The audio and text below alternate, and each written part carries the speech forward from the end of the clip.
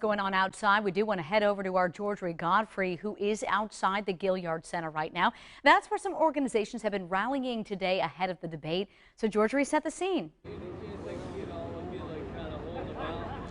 That's absolutely right, Diane. They've been out here since about 2 o'clock rallying around those issues that they want to see the presidential candidates address tonight. We've seen the AARP, we've seen a charter school activist group, as well as the American Civil Liberties Union out here protesting and rallying for those issues that they want to see these Democratic presidential candidates touch on tonight. Now, South Carolina plays an important role in the election process. In fact, on Saturday, the Democratic preference primary will take place.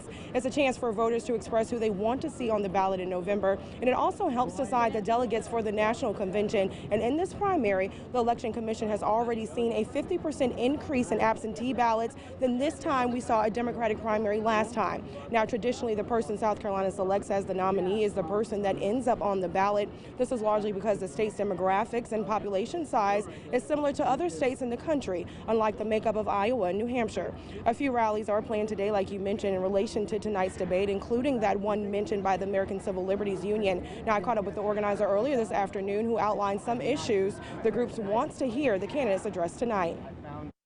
Criminal justice reform, immigration justice, reproductive freedom, and voting rights. In particular, ending mass incarceration by 50% within the presidency, ending the use of ICE detainers, lifting the Hyde Amendment, and allowing people the right to vote, even those people who are currently incarcerated. As I mentioned earlier, charter school activists are also out here rallying around education reform and enhanced education policies. That's actually one issue here in education that our lawmakers are taking very seriously. And remember, this year has been coined as the year for education. Now we're going ahead and send it back to you in the studio while they continue to rally out here ahead of tonight's presidential debate. Live in Charleston, George Godfrey, 7 News.